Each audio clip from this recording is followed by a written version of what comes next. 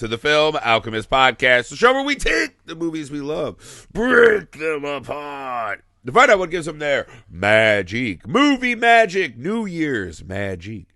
I'm your host, Josh Gribby, joined as always by my friend, co-host, and guy who loves Michael Bolton, Alex Dandino.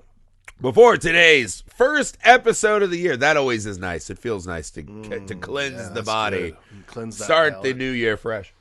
A little business, everyone. Please go to patreon.com. Support the show. We have a huge Patreon exclusive library. We got miniseries, Tales from the Crypt miniseries, other miniseries possibly in the works for this year. We've talked about some really cool shows that would make awesome miniseries. Feature-length commentaries. We got pick your own episodes. You get a vote on the episodes that go in the library. We do all kinds of cool work over there to try to develop a really awesome community. We have some incredible patrons that we met through there that we're hooking everyone up and forging ahead to make this podcast as awesome as possible. If you want to be a part of that, or if you just want to help us out, if you're just kind as hell and want to help us out, patreon.com/Film Alchemist Pod is the best way to do that. Thank you. Go to YouTube, subscribe, Love Film you. Alchemist. Email filmalchemistpod@gmail.com. We're on all the socials you're on. We're easy to get a hold of. You want to let us know movies we should talk about, have ideas for shows, anything like that, just want to tell us good job or to suck your butt, that's where you do it, on socials. That's what social media is for. So go find us there. We'll be ready. We're easy to get a hold of. Something else you can do to help the show, make sure you're leaving 5-star ratings and reviews everywhere you find the pod. Help us defeat the algorithmic Lundbergs that try to fucking oppress our weekends. Also, go to misfitparade.net. You can subscribe to all of our socials there. You can see short films that I have had a hand in creating. Alex and I working on some big projects over there. So go to misfitparade.net. Find all the cool shit. Yep. We appreciate you.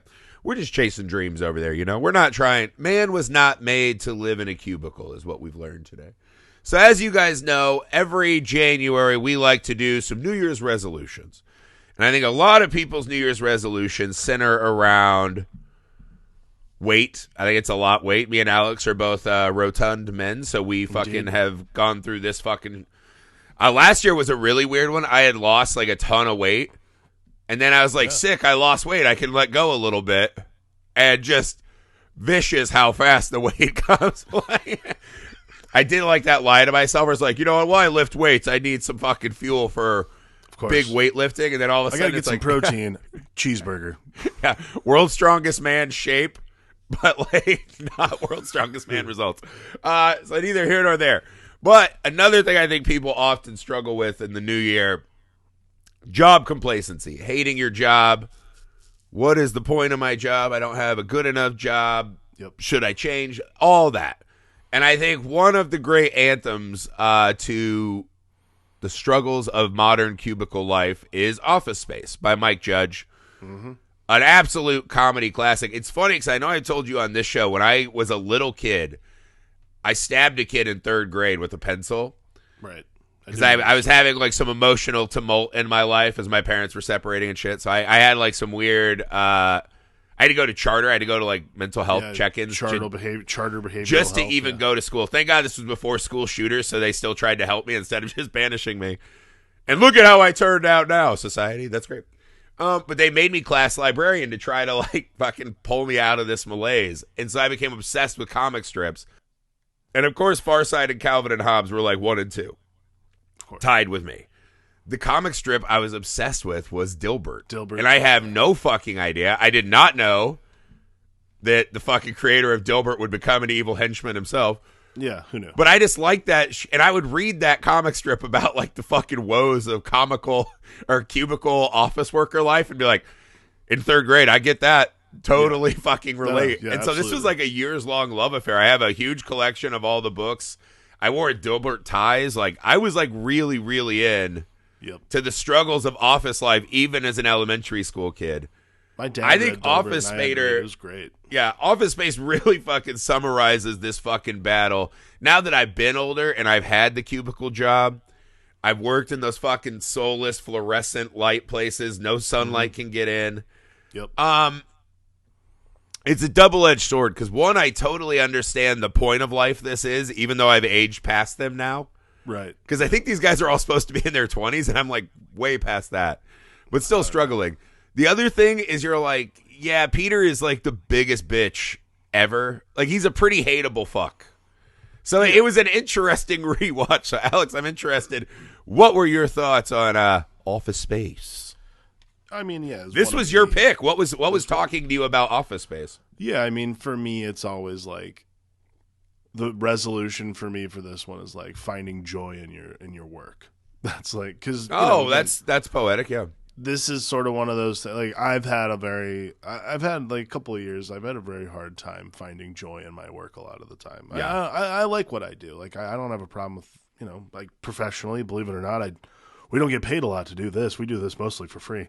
That's right.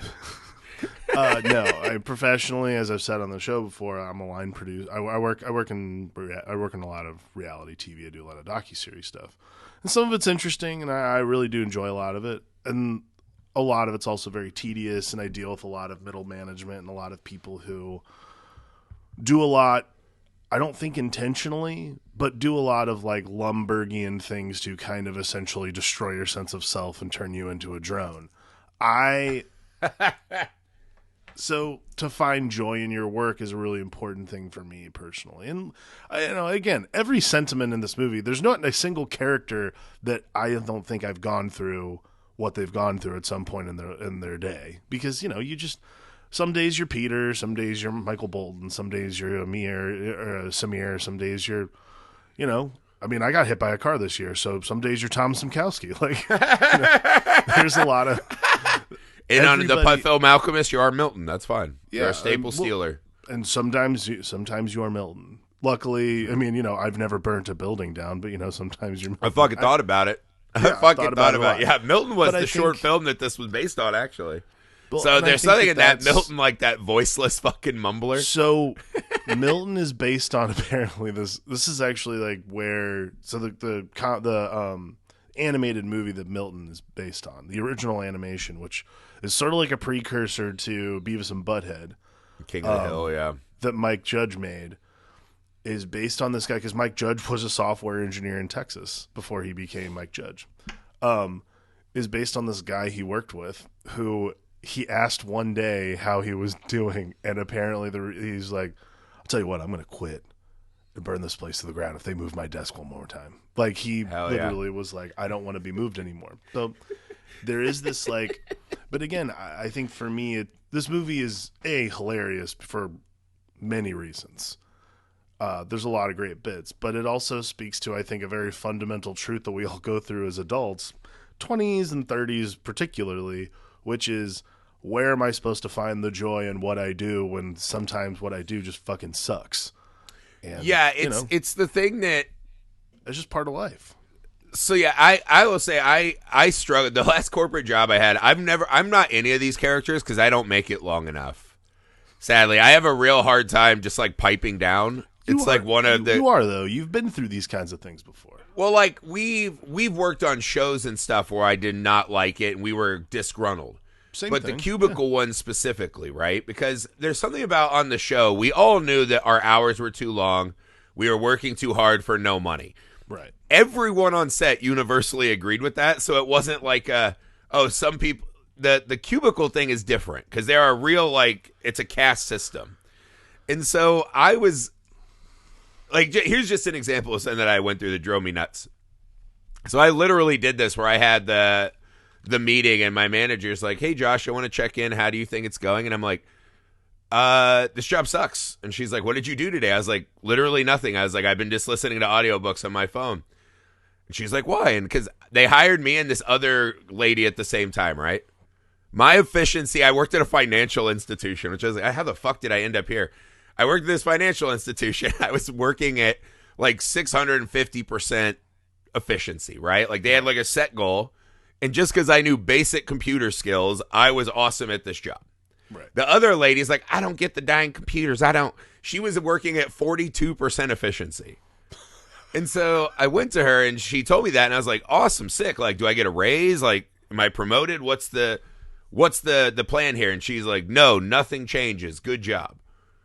And I was like, what? And so then my efficiency ranking was set at like I had to do that. And if I didn't do 650% of the work, I was in trouble. So I just stopped working. And I said, I'm going to do as close as I can to hit 100% and nothing more. So for like 4 days a week, I would do literally nothing. Right? I would go fucking watch porn in the warehouse. I would do whatever I could to not work. And it was this exact same thing. And every 2 weeks, we'd have these corporate like cult welfare meetings. Right. Where they'd call us into this auditorium we had on campus. They'd play this video about how our company was changing the world. Right. And they'd always open it up to questions from like the head people in Chicago. And they'd be like, hey, we want to know from you guys, like, what can we do to make your job and lives better? And I'd always stand up and I would be like, can we have more money? They'd go, no, stop it. And I go, can we have more time off? And they'd go, no. And eventually, my boss was told that I couldn't come to the meetings anymore because I was rabble-rousing. And I was like, this is not a hard equation, right? Give us more freedom of our time and give us more reward. That's it. We all know that work fucking sucks. But what this movie really hones in on is that, because they never tell us what Inotech does. It's just one of those places, right? Where what we do has no fucking value to the world. Or there's this book, I can't remember what it's called, but it was, I think it's called Bullshit Jobs. But this guy talks about one of the plights of modern society is that we all know that everything we're doing is not actually matter to the world, right? We are in the process of making shit for consumption to get shit so we can consume, but none of it actually matters in a life way. And so I think this movie is probably, I mean, this might be the best, like, crushing office labor kind of movie I've ever seen.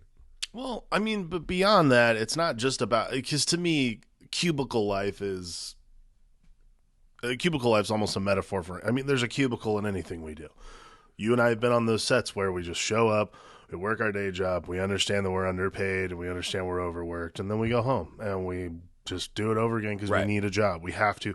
We are part of a machine in some capacity that unfortunately knows that we need them. I had a similar meeting to that, the effect that you were talking about this year. I got pulled into my boss's office, and they sat me down and they're like, "Are you happy?" And I'm like, "No, not really." No, zero. And they're 0%. like, well, why aren't you happy? And I'm like, I don't know. It has nothing. I'm like, it's not, I was like, I mean, I don't think I make enough money. I don't think I do, I don't. I'm like, I don't love what I do. I mean, like, what do you want? I get no respect. I get no pussy. I watched Wolf of Wall Street. This is not the life I'm at. We had like a really specific conversation. And look, I am luckily.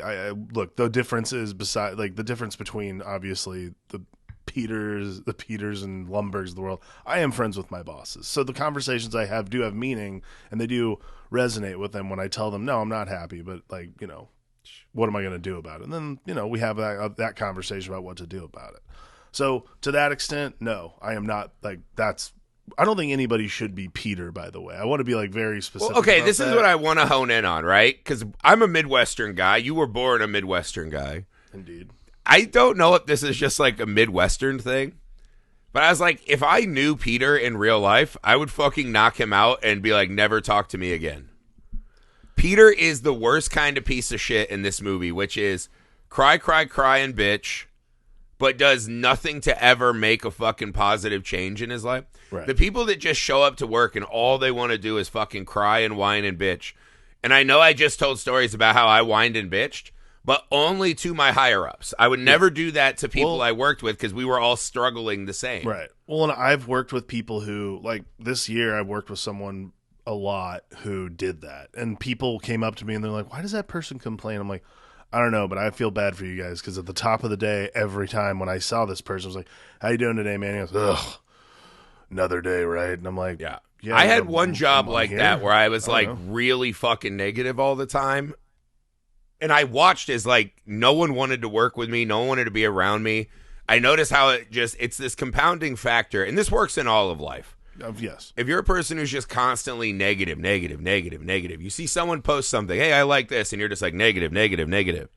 That is a compounding interest payment that you're making on always being a miserable fuck. Mm-hmm. You have to try to, and I've been that guy a lot. Because I'm speaking Same. from a place of Same. you have to fucking break out of that. But I was like, the Peters of the world, it's kind of weird because I remembered Peter as this like super cool, likable guy I'd want to get a beer with. And now at almost middle age, I mean, pretty much middle age, I probably won't live super old. So I'm like, I'm probably in the middle right now. I was like, Peter fucking sucks. Like, he's one of the worst characters that I've tried to root for in a movie. This is the interesting thing. All of us thought in the 20s, like when we were like really kind of grinding to get to where we thought we were supposed to be. And look, I'm 37. I still grind to go get where I think I'm supposed to be. But when you're in your 20s, you think like there is this like sort of weird upward slope facade, like, oh, this is where it crests and I settle in, that kind of thing. Mm-hmm. I think that's sort of, because you're right, I do think they're supposed to be at least maybe like late 20s, these characters. Well, he said that when they were talking about how they were laying off Michael Bolton and Samir, he's like, Initech took a chunk of your best years of your 20s. Right. So I think these guys are like on the crest of 30. I think they're very close to 30. Yeah. So to me, this is always the thing. Peter is this extreme version of what you're talking about. This like that compounding negativity. And yeah, when you're older like we are, it's one of those things you watch the movie and you're like, what a fucking dick. Like, what a piece of shit, just like, spreading why? misery. Just shut up. Quit your job then. Here's the other thing I had totally forgot. Well, hang on. The thing that is real, the thing that you and I are this, like, we're not nearly as cool as he is, but the complaining versus like work part of life, yeah, that we're all used to and who we are is Lawrence, which is Diedrich Bader's character. All of us come home, put our feet up, complain about our job, and then we go to work again. Like Lawrence doesn't complain at all. He's just fucking loving life, dude. Oh no, he complains, but he has the normal complaint. He's like, "Oh man, I got to wake my ass up at 6 a.m. every morning. I'm doing the drywall at the new McDonald's." Yeah, that's a normal complaint. Yeah, it sucks to have to wake up that early. I understand. Like, those are normal complaints, and that's who we all kind of are, basically, because we still have to get up and go to work in the morning. Peter's this extreme version of narcissism that is so like beyond anything. Here's the thing that sucks about Peter that I had forgotten, right? Narcissism's a great way to say it, because one, he's like, I'm so oppressed. He's just working at an institution, right? That's fine. He has a job. He can go just fucking have a long coffee break at a restaurant. Yeah, go like to a fucking restaurant. sit-down restaurant, dude. At 10 in the morning. I've never had a job where like I could just disappear for like an hour to go do a coffee break. Never have had that. That was always a weird thing to me in this movie. Like, lunch was like if you drove, like, you have to crush lunch in like 25 minutes and get back. Yeah. Like, I've never had you can just take like long, lazy lunches job. Remember when we would go on Wipeout, when we would get, like, when we had hours, we would go to Bergie's. Yeah. And everyone, well, I didn't, but a lot of guys we worked with would get blitzed and like eat a steak sandwich and then go back to work. It was the best. You'd be so full of food and beer, and you'd go back to like the 120-degree desert and be like, get to manual labor. You'd be like, brr. Neither here nor there. But the thing about Peter that sucks, right? Everyone complains about their job, complains about things in their life. We have way too much negativity. And I think especially today, we really coddle negativity. Yeah. Like, I think people now with social media, there's this kind of idea that if you have negativity, that you're seeing something that needs to be called out in the world, and that you will get clout for that. So we have this weird like negativity loop. Like, I have friends online that they only exist to fuck. Like, there's this lady I follow. I'm not gonna like put her on blast, but her whole fucking thing is grievance. Every single thing is grievance, and it's like, your life is awesome. Like, from the outside looking in, like, you are not struggling in any way other than perceived ways, right? Like, little things like, oh my God, my fucking Amazon package. Like, why would you set it at the end of the driveway? And it's like, if something like that happens to her, it's like a fucking long ass post. And it's just like, fuck, man. But she gets negative feedback for that. What I hate about fucking Peter, because one, Peter's just like, he doesn't have Facebooks or Instagram, so he has to go do it in real life, right? So he's just spraying it on everyone. Right? Because, like, everyone complains about, like, a bad fucking piece of equipment at work. Of course. Peter takes it to the next level. The narcissism about Peter, the thing that I can't fucking stand about this character, he doesn't have a dream. His whole dream is to do nothing. Yeah. Which drives me insane. At least Tom is like, hey, I wanted to do the jump to conclusions, Matt. I wanted to put something out in the world. And maybe this is just a personal grievance because, like this podcast takes a lot of work and time. We doing it as a hobby that maybe someday something could become of it, right? Making films with my friends, right? That takes a fucking ton of work, right? Hopefully something will come. Writing screenplays, something.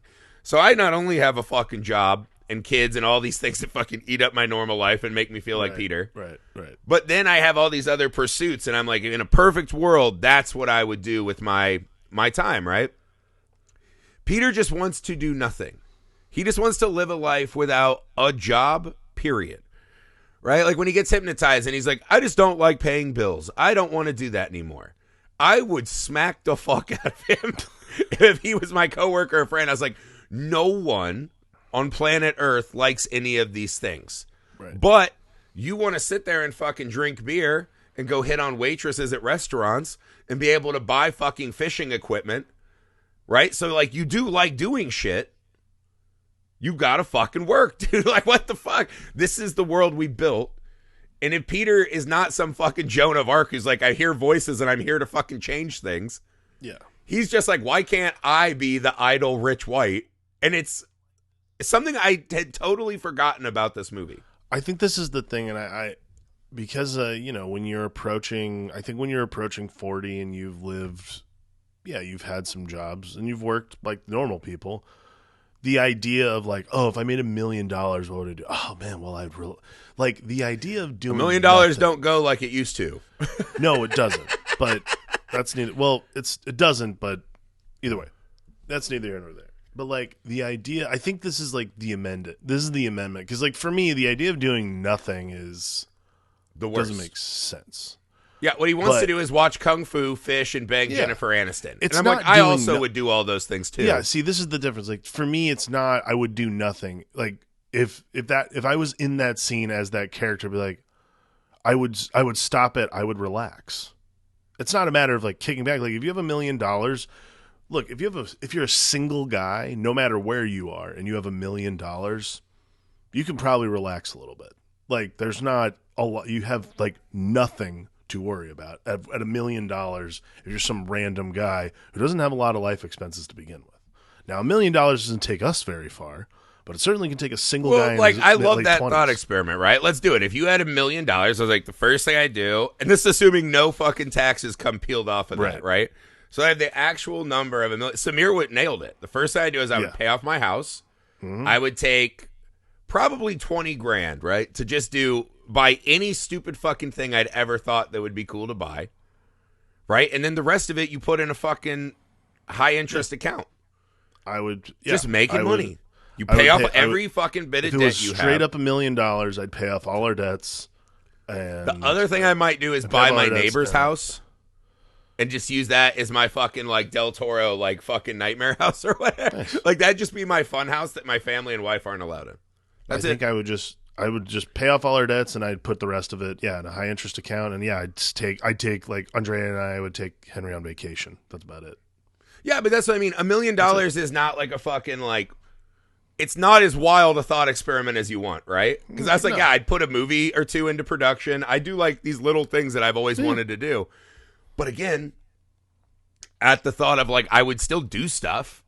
I think you have, like being complacent. I think this is like, The thing the movie, and Mike Judge is really, again, I think Mike Judge is one of the smartest comedy writers I don't think he gets enough credit because he's done incredible TV work. Like, Office Space is amazing. But, like, his TV is so succinct and so fascinating. Beavis and again, and Butthead was like a pop cultural explosion. King of the Hill was massive. He also made one of the most underrated movies about what has pretty much become the truth, which is Idiocracy, which is terrifying. Yeah. But again, this is like Mike Judge film projects always don't do well out the gate, yet people like come back to them like every single time they need something to talk about, like we're doing right now. I think that Office Space is a moment in time, and it's a great like time capsule for like Y2K hysteria and the terror of complacency going into another century. But I also think that Peter is such a weird poster child for, like, it's the proto Tim Robinson character from, like, the characters he does, like, from I Think You Should Leave, which is just, like, feigned outrage at things that really are not that outrageous. Like, oh yeah, it sucks. Your job, like the things that annoy Peter at his job are essentially microaggressions that he could easily get over if he had gotten Sure. like he did. He got a promotion. It's like twofold, right? Because like the TPS report thing, yes, that is like a classic really example. And this movie is so beautiful in the first like 10 minutes of layering things on this office that sucks, right? The coworker who just wants to listen to the radio with no headphones. Yeah. We get that. The lady who has the annoying voice who talks too loud, we get that. Oh, yeah. Right? Lumberg, like, well, yeah, I'm going to need the TPS report thing, like this stupid thing they just made up so they can fucking have something to do and give you grief. We all get that. What happens before it, though, shows you the problem with Peter. Peter's stuck in a fucking gridlock, right? We both lived in Los Angeles in our 20s at this age that this movie was happening. We all are familiar with this. Who are the worst fucking people that help create gridlock that never fucking ends? The lane next to me is moving. I'm going to force my way in so that I can move because I, above all else, deserve to move. He gets in the other lane and then his lane starts moving. He forces his way back. And you're like, that's Peter. He's constantly trying to force his way into the easier, I want to get ahead lane. And I think that's a metaphor for all of us. But when I'm in gridlock, I just go, fuck. I hate the people that are like, I will fucking Tetris my way through LA morning traffic. You're like, you can't.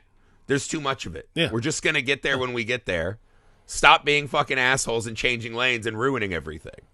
And so I think that scene, while it's a relatable thing we all struggle with, and we've all had that moment where you're like, whatever lane I get in personally, the universe is slowing down. It also is really illuminating of this like kind of man-child that Peter is. Yeah. I mean, I think that it is just, it's a story about microaggressions and how this one guy finds a way to basically, again.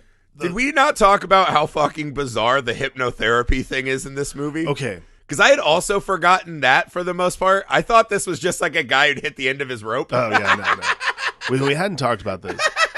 What a weird fucking thing. I also think it might be one of my favorites. It's easily one of my favorite scenes in the movie. The guy who plays the hypnotherapist, I've never remembered his name. Deeper. The first time I ever saw him. First time I ever saw him in movies, he was the professor in Richie Rich, the one with Macaulay Culkin. And when I saw this movie when I was older, I was like, "Whoa, cool! The professor." He puts on one of the greatest, like, what the fuck is going on with this guy performances. Yeah, deeper and deeper.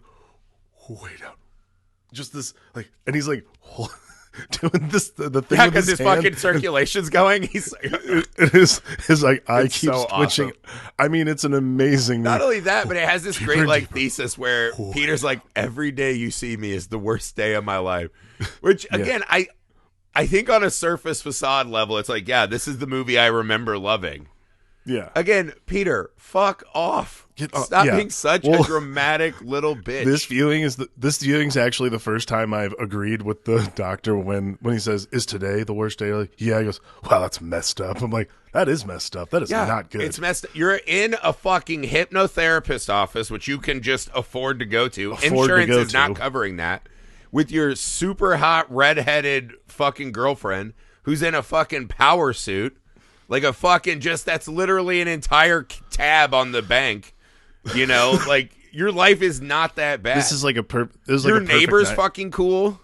Like, what is your perfect fucking 90s problem? joke though? There's just like when they're like, we're going to the hypnotherapist, you know. Well, the guy did help Anne lose weight. Peter, she's anorexic. Yeah, the guy's real good. I'm like, that is a good 90s joke. There was a lot of that going on, like that really like wafy, extra, insanely, disgustingly thin. Yeah. It's just, it is so funny how this movie turned to me. Because even like the scene when it's like one of the famous scenes in the movie is like, I got you a going away present. And it's like God. Michael Bolton and Samir and him. Because they do a lot of just like shit to like awesome 90s rap, which is like a real throwback. But they just beat the shit out of a fax machine. And Michael Bolton like goes back and is hitting it with his actual raw fit. It's a funny scene. Yeah. But there is a fucking like Woodstock 99-ness to these guys. Yeah. Like at least Samir and Michael a great Bolton, way to put it. they get fired. They have actual grievance. Peter is just a fucking asshole. But the Peter's- idea that, like, I'm going to take time Peter's out of my day promoted. to go fucking smash up a fax machine, it's something I always loved. I thought this scene was so awesome. I still think it's really fucking funny how they filmed it. Yeah. It's like when Pesci and his brother get it in Casino. Like, it's fucking great. It's so... I forgot how fucking childish these guys were. When Samir takes that bat and like pushes Michael Bolton out of the way, that's like that's the moment I'm like, oh, this scene is absolutely Dude, their interplay is fucking awesome. It's amazing. Like, The it whole is bit. awesome. But again, they're fucking babies.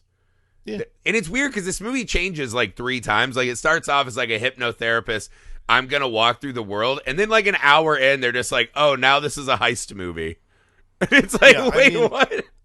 It's really, but see, like, it's a bad heist movie too, and they know it. But I think this is like the brilliance of Mike Judge, because it's a bad heist, it goes poorly, and then Well, it goes exceptionally well.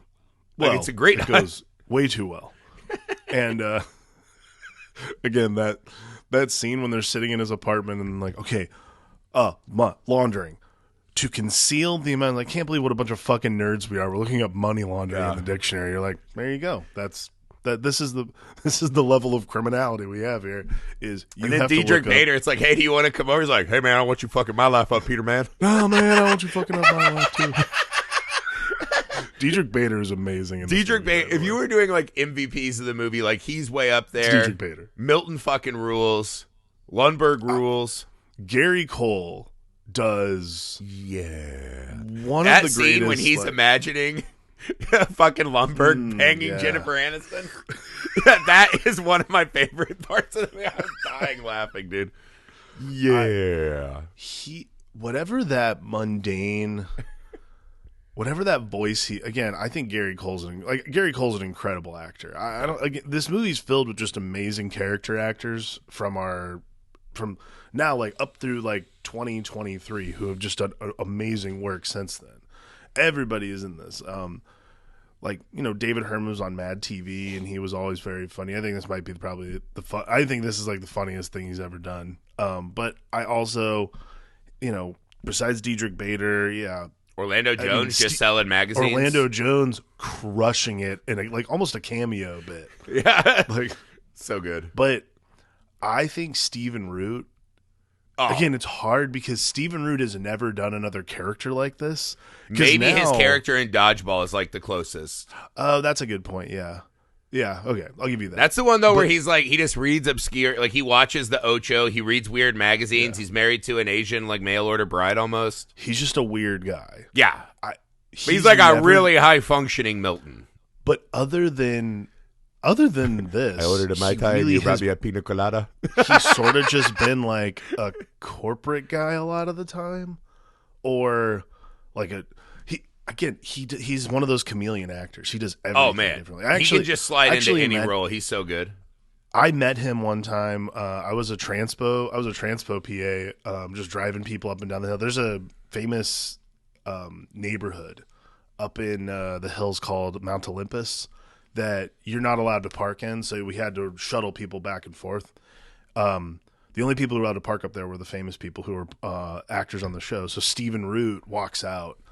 He was done for the day. He walks out, and my friend and I were just outside our cars, just like reading, and I was like, holy shit, is that Stephen Root? And finally, like, it's the only time I've ever had the balls to just, like, say something to someone famous. And, you know, we've met enough people who, like, they're not assholes or anything. At least famous people I've met mostly aren't assholes. It's the only time I've been, like, willing to say, like, hey, I love your work. He, like, waved, was like, have a good one, guys. Like, oh, man, Mr. Root, I think you're wonderful. Like, absolutely love your work. And, you know, I think... And he was like, yeah. He was like, wow, I really appreciate that, guys. You guys are wonderful. Thank you for all the work you do. I was like, what the fuck? What a sweetheart. Fucking Milton, I'm so glad you burned that place down. How Like, they again, fucking treat the, like, PAs. Yeah. It's so illuminating if That's you've ever, Milton. like, worked in the industry or if you've, like, just been... Like, 'cause I used to be a bouncer in Hollywood, so I have, like, some very interesting fucking celebrity interactions. The way that they treat, like, service people, you learn everything you need to know. Yeah. Like, you know immediately, like... And it is funny, because sometimes it's the guys who are, like, the least successful are the biggest fucking pieces of shit. It's bizarre when that Ever. happens. I think it's a really strange thing. Like, it happens a lot with reality stars, reality people, reality. Well, people again, think it's they're the very Peters of the famous. world who are like, I clearly deserve this despite having no talents, no discernible fucking talent or art or craft that I've made. I was just a hot person who got fucking run through on a fucking reality show. I think the other like one of my other favorite like character actor moments is actually Mike Judge as the manager of Tchotchkes. That the Flair. bit about the Flair. Joanna, what do you think about someone who only does the bare minimum? Like, that whole thing is fucking. That I've had one those is extra conversations funny before. because there's like an insult to it. Because I was always one of those people too. It's like, I will do exactly what you pay me ask for. to do. Yeah. I believe that so firmly because I do think the only power we have in life is the power of our dollar, right? What are we spending it on? And when I'm spending my time and dollar in your building, if you are not fucking going to return that favor, which most jobs won't, if a job agrees to pay you a salary, you are almost always underpaid. Like that's there are very few overpaid people who are not like fucking C class. Like I think once you get to like C-suite employees, now we're talking overpaid. Every NBA player is underpaid. I know that sounds crazy and you're fucking mad about it. It's true. Every fucking movie star probably underpaid, right? Every fucking teacher, nurse, whatever. If a corporation says this is what we think you're worth, they think they're getting a deal when they sign that contract. Yeah. That's how they're trained. There are not a lot of people that sign contracts like, let's overpay the guy in the cubicle. That does not happen, right?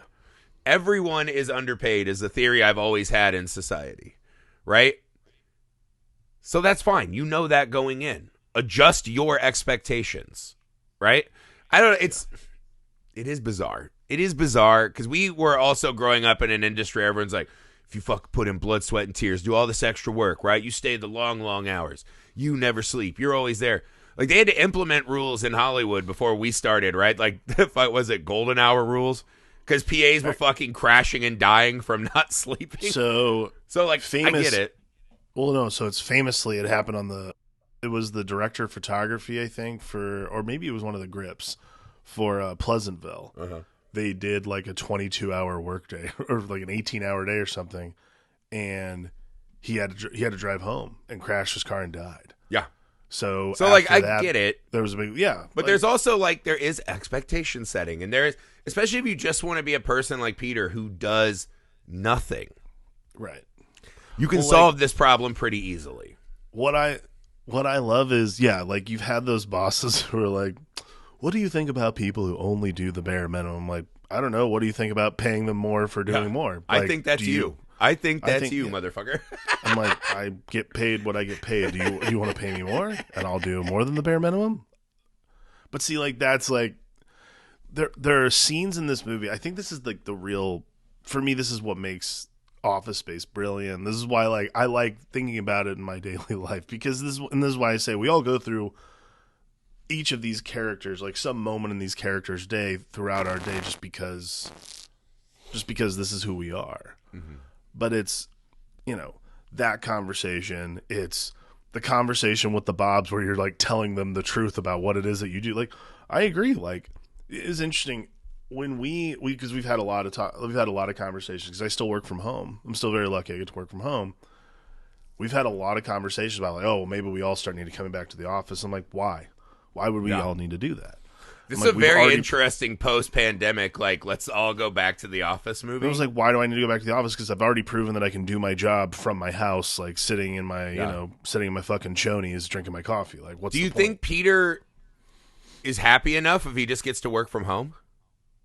See, and I think that's a really good question. I'm not really sure. Like for me, the Those conversation wasted work hours then become kung fu hours, so it might be exactly what he needs. Well, for me, it's one of those conversations where when people say like, "Oh, we all need to be back in the office because of the camaraderie and the conversation you can have quickly," I'm like, I don't need to be in the office. Yeah, I don't need people. camaraderie from coworkers at all. I can like, I can call people if I have questions. Like, but again, this is the other thing, and I know some people that I work with listen to the show, but I am going to say this because I'm also pretty sure people that who I work with on shows know this. When you have like office work and that kind of thing, yeah, like there are busy days and stuff, but I think if you're really honest with yourself, especially when you're like when I'm at the office, I do less work than I do when I'm at home. I get a lot of work done at home. Yeah. When I'm at the office, I actually have a lot more distractions. So, like, in a given work week, if You're I'm mad at the because office, you commuted, right? You don't have, like, your food easily accessible. Like, yeah, it's just everything's more it's annoying. just like, well, it's one of those things where I agree. Like, when Peter's like, in a given work week, I'd say I only do about 15 minutes of solid work. I'm like, yeah, I mean, like, in a given day, in a given week, I probably, if I had, like, when I was going to the office, it would be like 80% dicking around and doing nonsense. And then the other 20% is like actual hard work. But that is spread out over, a 5 to 7 day work week. It is so funny how it's become a thing where they want us back in the office because I think middle managers are realizing how fucking useless they are. Yeah. And they're like, I don't have the people to fucking walk around and do the Lundberg to. Mm-hmm. And if they don't have that, what is their fucking purpose in the movie, right? And the other thing is, I think companies, they've never quite, like, they haven't figured this out, right? They know they're underpaying all of us, right? That's the deal they signed. They're cool with that. The thing they can't understand is, like, something I've never understood with, like, a lot of these jobs is, like, tell me what you want done every week, right? So when I come in Monday, say, here is 80% of what I need from the workday, and then every day I'll add, like, a couple tasks here and there that, like, have to get done urgently. Because almost nothing you do at any job has to be done urgently. Right. And I was like, so what's the difference if you tell me on Monday, I need these 85 tasks done this week? Okay, well, what if I fucking bust my ass and get them all done by, like, Tuesday at lunch? Why can't I have the rest of the week off? Because I did every single thing we agreed that you wanted for the money that you had paid me. And there's something about the corporate, like, American model where they just can't tolerate the fact that we could, like, have extra free time. If they contracted us for a week's worth of work, that we might be able to get that done in way less than a week. And I've never understood this fucking given, and this is why they hate remote work, is because they know that there's not always stuff that, like, we need all that time for. But they're still underpaying us. So instead of just letting us claw back these hours, they're mad that they're getting cheated, even though they're cheating us from the offset. Yeah. Onset. So yeah, I never understood that. Like, I'm like, just fucking tell me what you need. I'd rather work two like long days and just get it done. Yeah, I agree. I think it would increase productivity through the roof. I think when people started going back to the office, and I remember reading this article, I think it was in Forbes, about, like, Jamie Dimon was like, people need to return to the office. I'm like, okay, so the CEO of JP Morgan Chase is going to tell everyone that we need to go back to the office. I'm like, yeah, I'm sure you need to pay for your building lease, and therefore that's why you want to do that. Like, I get it. You want to justify. I mean, why don't you save a bunch of money and just not? Also, your office has like a shower, a fucking cocaine repository. Like, your office is cooler than ours. You have a cool little, I'm sure, Fight Club headquarters, whatever it is. Like, your executive squash room is probably great. He's got like his kimono room and shit. Yeah. I don't understand that at all. And it's the fucking scourge of, like, they always will find a way to fucking take time to make themselves, like, the scourge now of the remote worker is the fucking Zoom meeting. Like, the Zoom meetings that don't ever have to happen because people need to have their face seen. Because we still are stuck in this office space world where... Absolutely. Like, there's the one scene in the movie I wish they would have pushed farther, which is where they start grilling Lundberg about what he's doing. Yes. I wanted them to fucking grill him because he's just like, yeah. And the fact that they didn't give us the catharsis of watching him like squirm, suffer or get demoted or fired, I think is because Mike Judge knows that that's not how it works, that that's boss always wins. Yeah. Absolutely. But that's a scene that in that moment of the movie, I was like, fuck, I want to see Lundberg just get fucking crushed. Yeah. Like Tom did earlier, where, like, he has a full breakdown and realizes he's fucking useless. But again, the movie plays on this kind of nihilism of there's no fixing it, and Tom and Samir just end up in a chode or whatever it is, right? Yeah. And Peter just decides, yeah, you know what? I like working outside. I like getting a little exercise. I like that he just finds a job. He's working with his buddy. Peter's reprieve is he likes to work at a job that doesn't require him to be... Yeah, he'll get a new location here and there. You do get the sense that Peter's going to be a giant sack of shit again before you know it. Yeah. Like, people like this also just know are what they are. But you also know in construction, Lawrence will, like, kick his ass in front of everyone. Yeah, those guys are not going to fucking... They'll be like, we all know it's hot. We all know it's hot. I made that mistake on a set once. I was fucking bitching about how hot it was. And these two old dudes I worked with, they're like, you think you're the only one who's fucking hot? Think that's helping us? And I was like, oh, shit, you're right. Like, I had to learn these lessons as a young guy. I think I was a Peter. Yeah. And then through, like, fucking abuse, I fucking learned that no one wants you to be a Peter. There was one day you and I were working out on Wipeout, I remember, and we were in the foam trailers. And I can't remember what we were doing, but both of us were just, like, quietly standing there. And you were like, and I remember you saying to me, you're like, this is it, man. This is the end. And I'm like, oh my God, what is going to happen right now? Yeah. Because, like, those foam trailers are they're like shipping containers. They're the shipping containers.